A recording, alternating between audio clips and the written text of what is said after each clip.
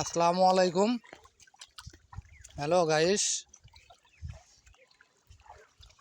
রমজান মাসের দিনে এরকম বৃষ্টি আপনারা কোনো জায়গা দেখছেন নাকি?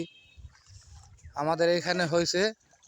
দেখেন, ধান সব ডুবে শেষ, পড়ে গেছে, একেবারে পানির তলে চলে গেছে। রমজান মাসের দিনে দেখেন, এই যে কাটতেছে, কি অবস্থা দেখেন, এক উরত পানি। ধান ধানের অবস্থা খুবই খারাপ, পরিস্থিতি খুবই খারাপ। হ্যাঁ, কি বলেন?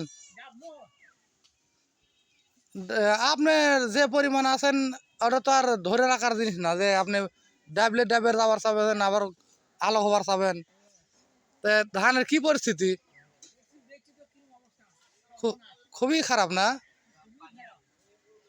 ধানের পরিস্থিতি রমজান মাসের দিন দেখেন কি অবস্থা, খুবই খারাপ। এখন কি করবেন? ধান কোনো রকম কেবল পাকছে ধান, এখন না কাটলেও নষ্ট, কাটলেও নষ্ট। এখন বাধ্য হয় কাটাই ভালো, তাই কাটতেছে।